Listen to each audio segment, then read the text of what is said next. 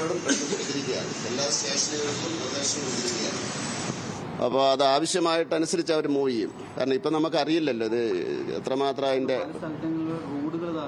അതെ അതെ, അവർ ഇത് എയർഫോഴ്സും അവരും ഒക്കെ ഇതിൽ വന്നിരിക്കുമല്ലോ.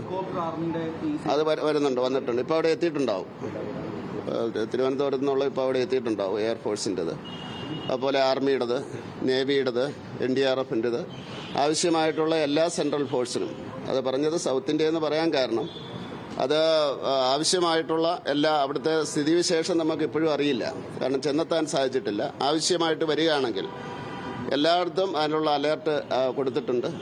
അപ്പോൾ NDRFൻ്റെ തന്നെ പല ടീമുകൾ മൂവ് ചെയ്തിട്ടുണ്ട്. കേരളത്തിന് വെളിയിലുള്ളത് തന്നെ മൂവ് ചെയ്തിട്ടുണ്ട്. അപ്പോൾ ആ രീതിയിൽ ഉള്ള രക്ഷാപ്രവർത്തനങ്ങൾ നടന്നുകൊണ്ടിരിക്കുകയാണ്. കേന്ദ്രത്തിന്റെ ധനസഹായവും പ്രഖ്യാപിച്ചിട്ടുണ്ട്. അതെ അതെ. അപ്പോൾ പ്രൈം മിനിസ്റ്റർ ധനസഹായം എല്ലാ രീതിയിലുള്ള മൂവ്മെന്റ് ഏതാനും മണിക്കൂറുകൾക്കുള്ളിൽ സാധിച്ചിരിക്കുന്നു. അത് പ്രധാനമന്ത്രി വെളുപ്പിനെ തൊട്ട് തന്നെ അതിൻ്റെ ആ പ്രവർത്തനത്തിൽ ശ്രദ്ധ കേന്ദ്രീകരിച്ചുകൊണ്ടായിരുന്നു. ഏതാണ്ട് 5 മണി 6 മണി ആയപ്പം തൊട്ട് തന്നെ PMO എന്നുള്ള ഒരു നിർദ്ദേശങ്ങളും അതുമെല്ലാം വന്നുകൊണ്ടിരുന്നു. അപ്പോൾ അതുകൊണ്ട് തീർച്ചയായിട്ടും എല്ലാവിധ സഹായവും കേന്ദ്ര സർക്കാരിന്റെ ഭാഗത്തു നിന്ന് ഉണ്ടാകുന്നതായിരിക്കും. കേന്ദ്രത്തിന്റെ ഇടപെടൽ ഏകോപിപ്പിക്കാൻ മന്ത്രിമാരെങ്കിലും പോകുന്നുണ്ടോ? അത് ഉടനെ അതിന്റെ ഡയറക്ഷൻ വരും, ഉടനെ അറിയിക്കാം. ഉണ്ടാവും. ഉണ്ടാവും.